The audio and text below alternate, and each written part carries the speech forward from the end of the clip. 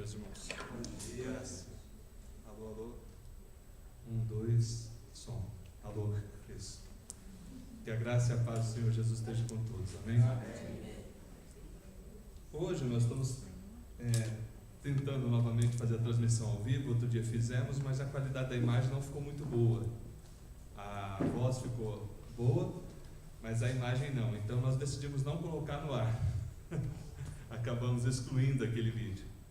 E hoje, mais uma vez, estamos tentando transmitir ao vivo a nossa escola dominical. Então, a todos que estão aqui, que Deus abençoe, e aqueles que estão acompanhando ao vivo também. Transmitir ao vivo vai acabar com a escola dominical de modo nenhum, mas vai ajudar aquelas pessoas que não podem vir. Por exemplo, uma pessoa estando no hospital e tendo acesso à internet, pode acompanhar a nossa escola dominical. E aqueles que por algum motivo não puderam vir nesse horário, poderão depois acessar o vídeo e aproveitar também essa aula que é ministrada. Nosso intuito com isso é fazer com que por todos os meios a palavra de Deus seja divulgada. Aqueles que gostam de vir vão continuar vindo. Eu sou um que, mesmo tendo toda a tecnologia, viria. Então nós vamos hoje trabalhar o texto que está na primeira carta aos Coríntios, capítulo 12. Nós já tratamos da primeira parte deste capítulo. Nós vamos entrar agora na segunda parte. Primeira carta do apóstolo Paulo aos Coríntios, capítulo de número 12.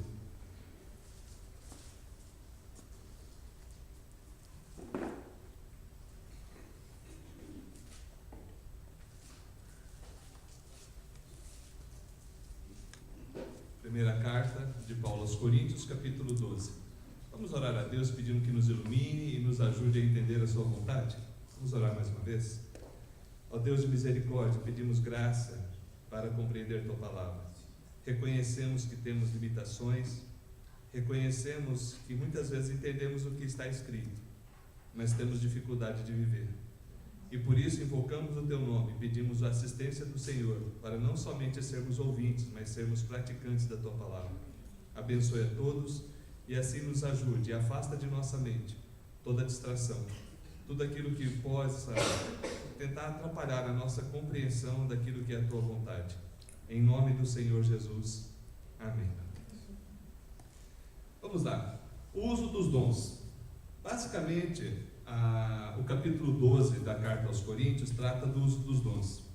Nós temos usado como referência principal e essencial a Bíblia Sagrada. E como textos que nos auxiliam também na compreensão, o comentário de 1 Coríntios do reverendo Hernandes e o comentário de 1 Coríntios de Calvino. São dois textos que nos ajudam como obra de consulta. E eles colocam da seguinte forma, que o uso dos dons ali, na primeira parte, o apóstolo Paulo está explicando que começou a ser motivo de contenda. Eles começaram a usar os dons como sinal de status. Eu tenho, você não tem. Então, nós percebemos do versículo 1 até o versículo 11, o apóstolo Paulo combateu duramente isso. Falou, vem cá, mas quem é que dá o dom? Não é Deus? Com qual motivo ele dá o dom? Não é a edificação da igreja? Como é que vocês estão usando o pretexto dom para a vaidade pessoal? E na sequência, ele vai mostrar isso que nós vamos ver nessa manhã. A unidade da igreja, que a igreja é um corpo. A igreja, sendo um corpo, ela tem características próprias que são necessárias que a gente entenda. E o apóstolo Paulo vai trabalhar isso. A gente percebe também que ele usou vários símbolos para esse mesmo corpo. Ele falou do corpo como família, do corpo como um exército, do corpo como templo, como noiva. Mas se pudéssemos destacar em todas as cartas do apóstolo Paulo, nós poderíamos ver que a comparação que ele mais usa é da igreja como corpo de Cristo. Cristo cabeça e a igreja esse corpo. Por que ele fala de corpo? É para ressaltar um aspecto que nós precisamos entender: a unidade da igreja. A unidade da igreja. Se nós não entendermos a unidade da igreja, ficará difícil entendermos toda a relação que há dessa igreja maravilhosa com o Cristo que é Senhor da igreja e cabeça da igreja. Ressalta também a diversidade do corpo. Ainda que ela seja uma, ela é composta por diversas partes e partes diferentes. E também ressalta a mutualidade do corpo. Vejamos o texto lá a partir do versículo 12. 1 Coríntios capítulo 12, a partir do versículo 12. Porque assim como o corpo é um e tem muitos membros, e todos os membros, sendo muitos, constituem um só corpo, assim também com respeito a Cristo. Pois em um só Espírito, todos nós fomos batizados em um corpo, quer judeus, quer gregos, quer escravos, quer livres, e a todos nos foi dado beber de um só Espírito. Porque também o corpo não é um só membro, mas muitos. Se disser o pé, porque não sou mão, não sou do corpo, nem por isso deixa de ser do corpo. Se o ouvido disser, porque não sou olho, não sou do corpo, nem por isso deixa de ser. Se todo o corpo fosse olho, onde estaria o ouvido? E se todo fosse ouvido, onde o olfato? Mas Deus dispôs os membros, colocando cada um deles como lhe aprouve. Se todos, porém, fossem um só membro, onde estaria o corpo? O certo é que há muitos membros, mas um só corpo. Não podem os olhos dizer à mão, não precisamos de ti, nem ainda a cabeça aos pés, não preciso de vós. Pelo contrário, os membros do corpo, que parecem mais fracos, são necessários. E os que nos parecem menos dignos no corpo, a este damos muito maior honra. Também os que em nós não são decorosos, revestimos de especial honra. Mas os nossos membros nobres não têm necessidade disso. Contudo, Deus coordenou o corpo, concedendo muito mais honra àquilo que menos tinha, para que não haja divisão no corpo. Pelo contrário, cooperem os membros com igual cuidado em favor uns dos outros. De maneira que, se um membro sofre, todos sofrem com ele. E se um deles é honrado, com ele todos se regozijam. Ora, vós sois corpo de Cristo e individualmente membros desse corpo. A uns estabeleceu Deus na igreja, primeiramente apóstolos, em segundo lugar profetas, em terceiro lugar mestres, depois operadores de milagres, depois dons de curar, socorros, governos, variedade de línguas. Porventura, não são todos apóstolos? Porventura são todos apóstolos? Ou todos profetas? São todos mestres? Ou operadores de milagres? Têm todos dons de curar? Falam todos em outras línguas? Interpretam-nas todos? Entretanto, procurai com zelo os melhores dons. Esse texto, evidentemente que ele tem que estar conectado com o restante que a gente estava vendo. A igreja estava entendendo errado os dons. Então o apóstolo Paulo começou a explicar aqui, olha, nós somos um corpo. O corpo, ele tem essa unidade. Vamos analisar esse primeiro aspecto.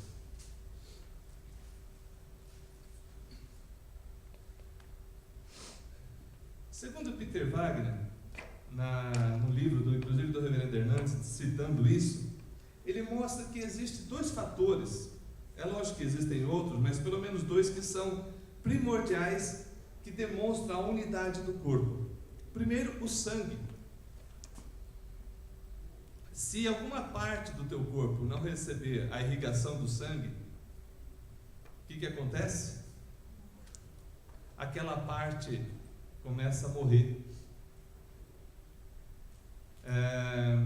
Tem um termo, quando a pessoa vai para um lugar muito frio, que congela a parte do corpo, e bem dizer, aquela parte morre, fica parada, porque deixa de receber o sangue. É hipotermia? Não. É um outro, não é hipotermia. Hipotermia é frio, mas é um termo que faz congelar mesmo. Necrose. Mas sei que você perde, porque parou de circular o sangue. O aspecto que era vital para ele parou de circular. O sangue circula em todo o corpo. E a analogia aqui ela é bem apropriada. Que sangue seria esse? A nossa unidade em Cristo. O simbolismo aqui é de que o sangue de Jesus Cristo é por todo o corpo, e para o corpo, e em favor do corpo. Se nós não entendermos isso, nós teremos sempre aquela ideia de unidade como ecumenismo. E de forma nenhuma a Bíblia está falando de ecumenismo. Nós temos unidade em Cristo, e fora de Cristo não há unidade. Costume as pessoas dizerem: então me dá um abraço que eu sou teu irmão. Mas você não serve ao mesmo Deus. Você despreza a salvação de Jesus. Então, na mesma fé nós não estamos. Não corre o mesmo sangue do Cordeiro em nossa vida. Outro aspecto importante dessa unidade é o Espírito. Olha o verso 13, o que ele diz: pois em um só Espírito todos nós fomos batizados em um corpo.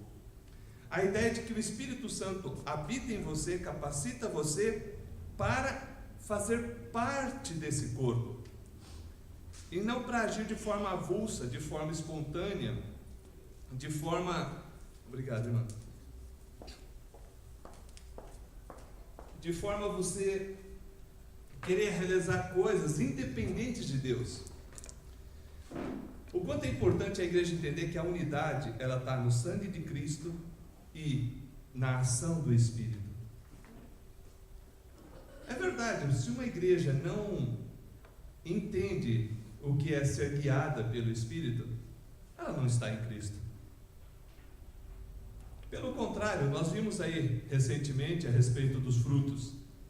O que o Senhor Jesus Cristo disse? Sem mim, nada podeis fazer.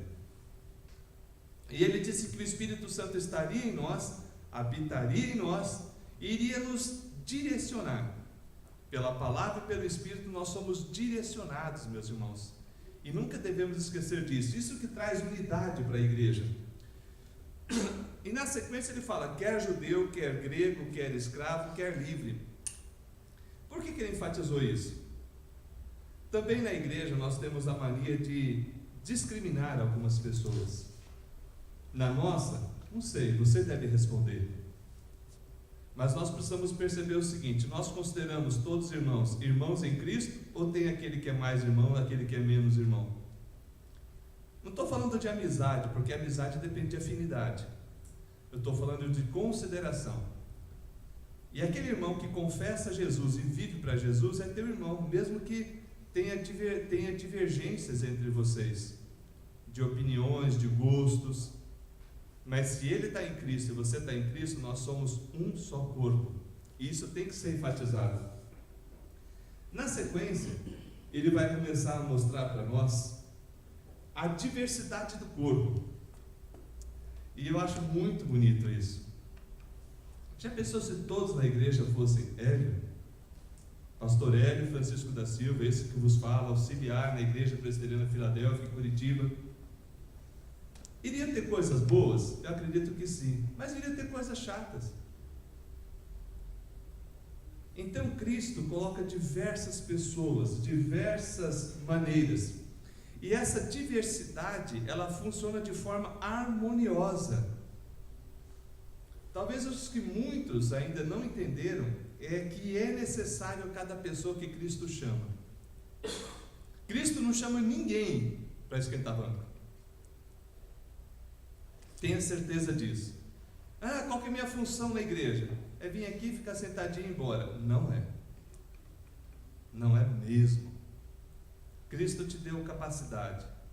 Cristo te derramou sobre você do Espírito.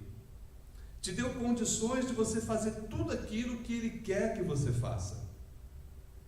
Então percebam que Ele começa a mostrar, olha, porque também o corpo não é um só membro, mas muitos. Aí ele faz a analogia do pé, do ouvido. E imagina se o ouvido quisesse ser pé e o pé quisesse ser ouvido e os dois ficassem debatendo. Ou então, se um pé teu quisesse ir para um lado e o outro para outra direção totalmente oposta. Mas muitas vezes é isso que acontece na igreja.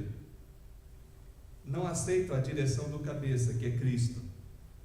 Não aceitando, querem fazer no corpo aquilo que bem entende. Isso não dá certo. Não funciona. A diversidade, ela funciona de forma harmoniosa. Ela tem diferenças nítidas.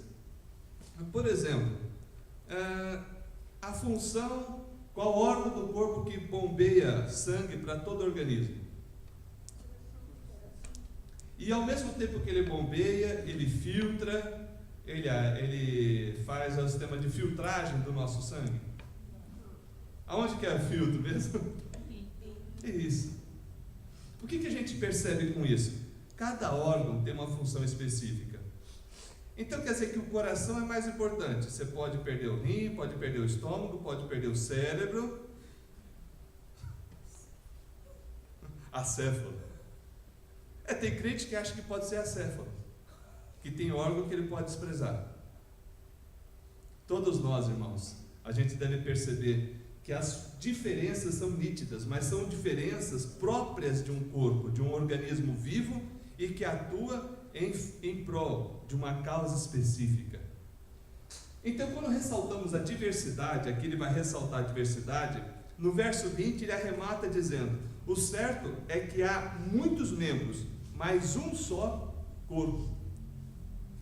É lógico que aqui ele está usando de figura de linguagem, uma comparação. Mas, por exemplo, Cristo, é isso que ele quer dizer. Cristo é o cabeça da igreja. Nós somos membros desse corpo. Cada um é diferente do outro. Se na nossa igreja tivesse trigêmeos, aqueles que são iguaizinhos na aparência, a personalidade deles seriam totalmente iguais? Não seria. Porque Deus tem uma forma especial de colocar pessoas. Ele coloca pessoas com capacidade, com inteligência, com dons diferentes, para que o corpo funcione. Agora, e se aquelas pessoas que foram colocadas nessa diversidade do corpo não quiserem agir? Vai ter parte do corpo sem funcionar. Ah, mas a igreja fecha por causa disso? Não. A igreja não fecha. Mas aquilo que Deus queria e quer fazer através de você, deixa de acontecer.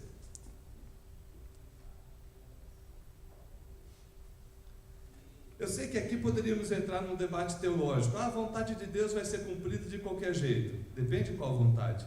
Se você quiser ir para um debate teológico, um dia a gente pode marcar e vamos caminhar nessa. Mas a gente percebe que a vontade de Deus, ela não é só de um tipo. Ela tem de diversos tipos. Por exemplo, quando a vontade de Deus dá uma ordem, mas espera que o homem obedeça. Essa é o que nós chamamos em teologia de vontade de Deus preceptiva. Ela dá um preceito e espera que ele obedeça. Se ele obedecer, vai acontecer algumas coisas. Se ele não obedecer, não vai acontecer. E Deus não intervém para que ele faça na marra. Ele tem que querer fazer. Então a vida do corpo tem um aspecto que você precisa tomar atitude. E tem que agir, e agir de acordo com o que Ele te deu de capacidade. Louvado seja Deus por isso, porque Ele não só te chama, como capacita. É uma frase muito comum que é falada na igreja e verdadeira. Deus não chama os capacitados, Deus capacita os chamados, ou os escolhidos. Deus te traz para junto e te dá a capacidade de fazer o que Ele deseja. Adiante. Então, primeiro a unidade do corpo, depois a diversidade do corpo. E por fim, ele ressalta aqui outro aspecto, que é a mutualidade. Essa palavra mutualidade, alguns têm dificuldade de entender, mas se resume numa frase muito simples: uns aos outros. Mútuo. Eu faço para você, você faz para mim, ou eu faço para você. você faz para o outro, e assim o corpo de Cristo vai sendo tratado, vai sendo cuidado, vai sendo amparado, pastoreado. Faz tempo, irmãos, que pela graça de Deus que nos deu essa compreensão, eu reconheci que é impossível sermos pastor de 100 ovelhas. E vou falar mais, acho que até de 50 fica difícil. Tem alguns que se julgam pastores de 1000 ovelhas. Mas no aspecto mais restrito dessa palavra pastor, é impossível. Quando que você vai conseguir cuidar de forma pessoal, individual, de 100 pessoas numa igreja? O que a maioria de nós pastores faz é correr atrás dos casos que a gente sabe que é urgente ou que nos dizem que é urgente. É um aconselhamento, é uma visita, é uma oração. Só que na maioria das vezes nós não sabemos como foi a tua semana, qual foi a tua dificuldade. Então, nós entendemos que Deus, Ele coloca o pastoreio mútuo também como algo da igreja. Aconselhai-vos uns aos outros, amai-vos uns aos outros, admoestai-vos uns aos outros, orai uns pelos outros. Então nós temos vários mandamentos que indicam a mutualidade. Aí nós temos 2 perigos que é necessário nós ressaltarmos. Primeiro perigo, complexo de inferioridade. Eu sou só uma unha nesse corpo, e unha serve só para ser cortada.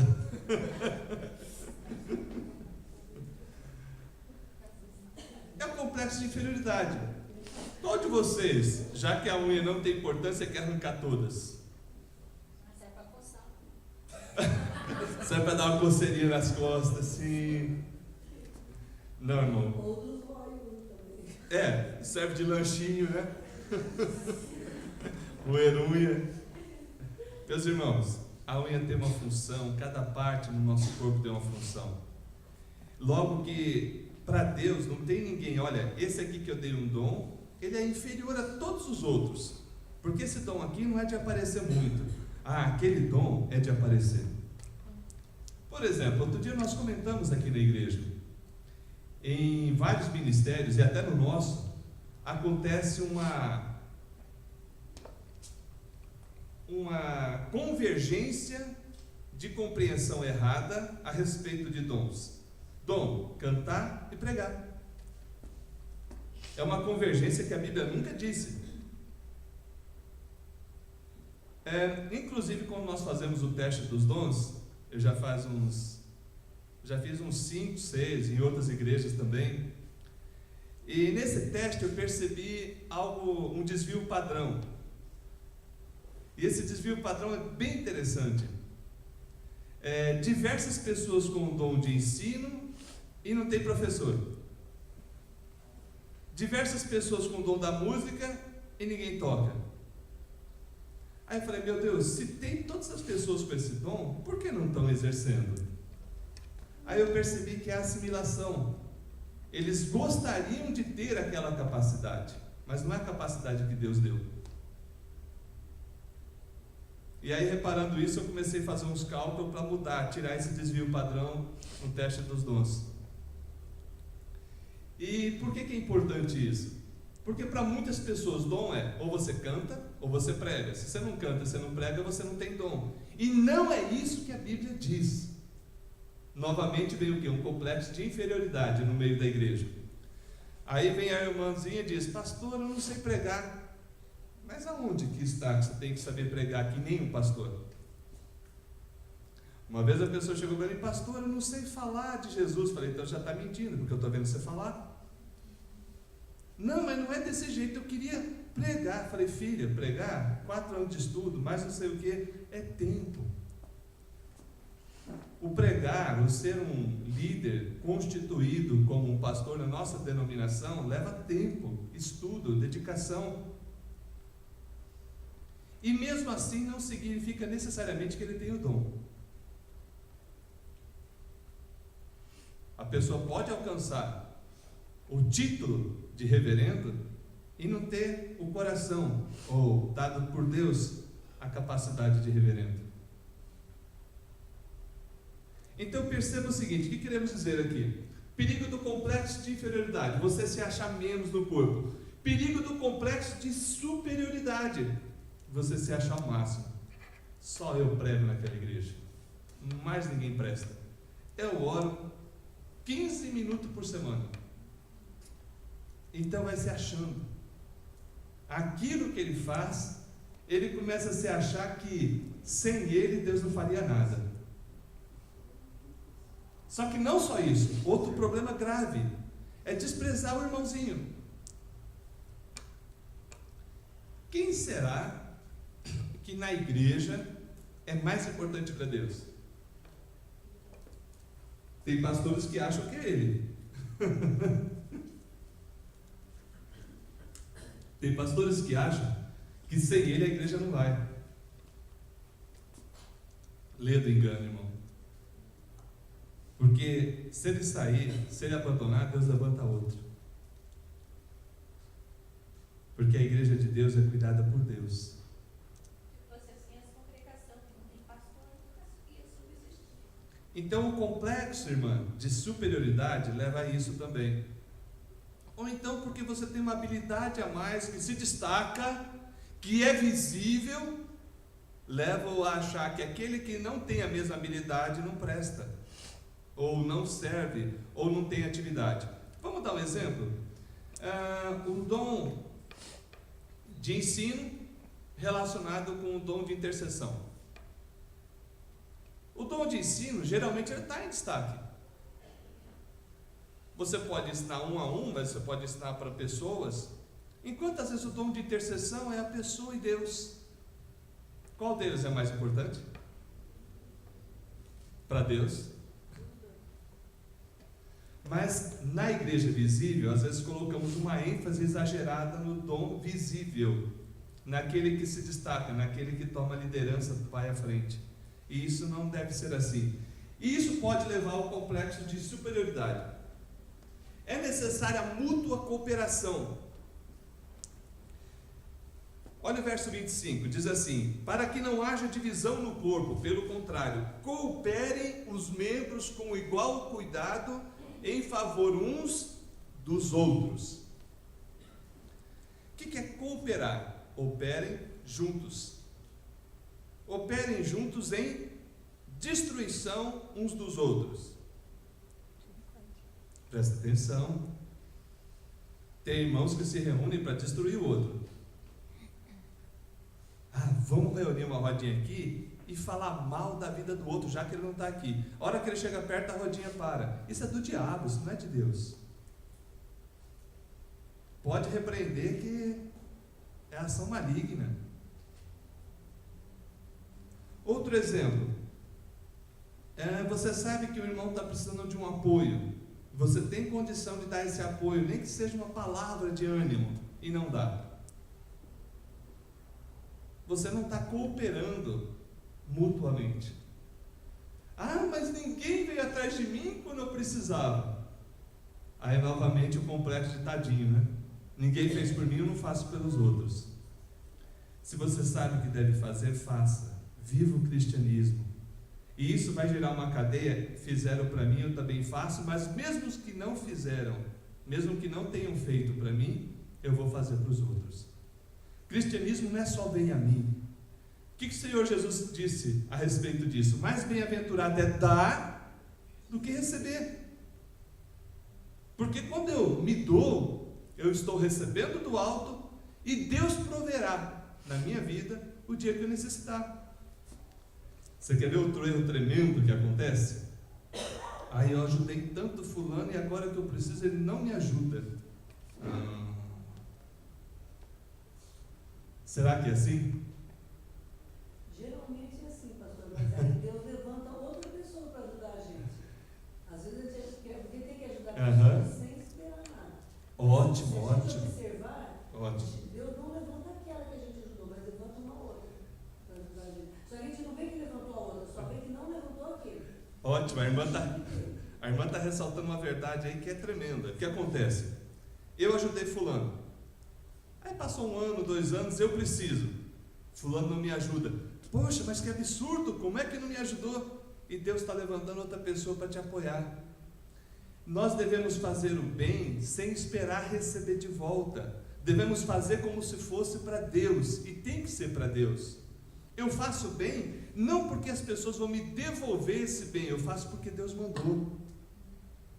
Quando você faz assim, você fica mais tranquilo. Mas toda vez que você faz esperando o retorno, você não está fazendo mútua cooperação, você está fazendo investimento. Ah, deixa eu depositar aqui, que o dia que eu precisar tem que vir de volta. E se não vir, eu jogo na cara. Mas é importante que não precisa mesmo, quando a pastora ela vem. Sim, mas eu falo assim de ficar jogando na cara. Ah, eu te ajudei, você não me ajudou. Eu te ajudei, você não me ajudou. Essa coisinha, essa atitude demonstra que a pessoa não entendeu ainda o que a palavra de Deus fala de o Senhor proverá. Deus pode prover através da mesma pessoa que você ajudou? Pode. Mas como pode prover através de outro? Foi o que a irmã mesma ressaltou.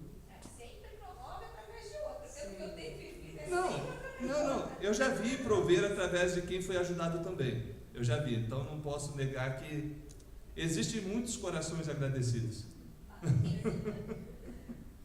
Amém. Vamos adiante. Empatia na alegria e na tristeza. Verso 26. Presta atenção nesse versículo, é muito importante a gente observá-lo também. De maneira que, se um membro sofre, todos sofrem com ele. E se um deles é honrado, com ele todos se regozijam. Por exemplo, você está no corpo aí, o médico te fala, olha, você vai ter que amputar o braço. Aí todos os membros ficam felizes falando, ainda bem que não fui eu. Certo?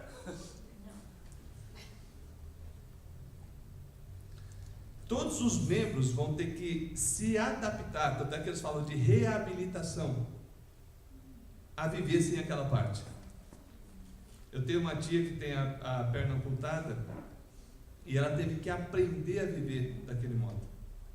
Não é totalmente amputada, ela consegue andar com muleta, mas eu vejo a luta que ela passa, ela teve que reaprender a viver daquele modo. Perder parte do corpo não é negócio para ninguém. E também não é uma escolha. Mas nós precisamos atender o seguinte: se alguém está sofrendo, ao invés de você ficar achando o motivo do sofrimento, eu preciso ressaltar isso aqui.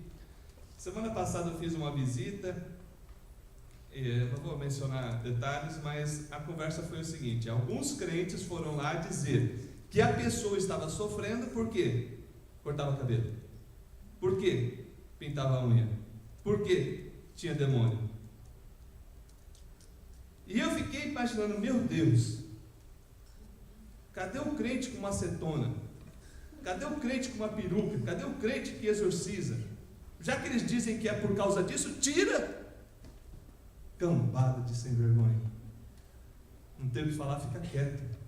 A pessoa está com dor, está com enfermidade, e você vai jogar mais sofrimento em quem já sofre. Sinceramente, se eu pego os crentes desse, eu ponho para correr. Ponho. E graças a Deus essa pessoa aprendeu a fazer isso. Ah, está vindo visitar, é de tal. Não, não quero não. E se for o caso, chama o segurança. Pode tirar daqui. Esse pode, a pessoa está com dor, sofrimento, você vai lá dizer, você está sofrendo porque você merece. Aí eu fui obrigado a ler João 9, que chegaram para Jesus e falou, mestre, quem pecou para que essa pessoa nascesse cego? Foi ele ou foi os seus pais? Jesus falou, nem ele nem os pais, mas foi para que nele manifeste as obras de Deus.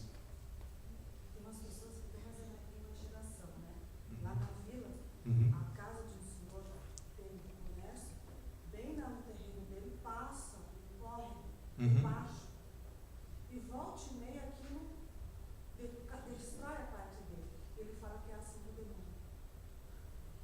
Ele construiu a casa, passa o rio embaixo, e a hora que cai parte da casa foi o demônio. Não a casa, mas a parte de baixo. Ah, a parte do terreno, assim. A parte do terreno, que ela vem lá do Xaxim, corta a BR, né, e vai descer no córrego aqui na Santa Bernadette, que vai para o Belém, né?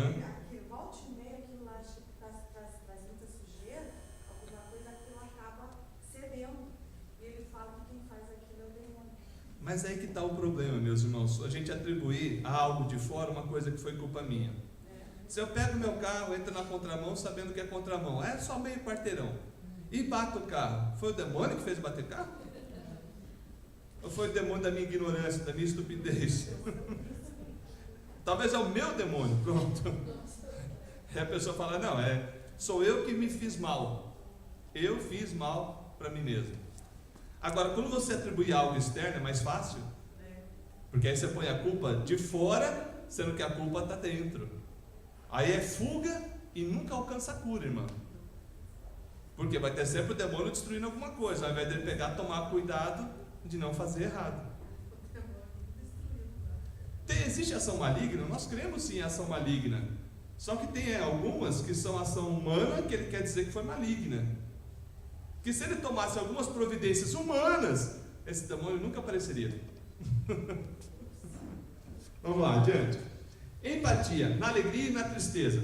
De maneira que, se um membro sofre, todos sofrem com ele. E se um deles é honrado, com ele todos se regozijam.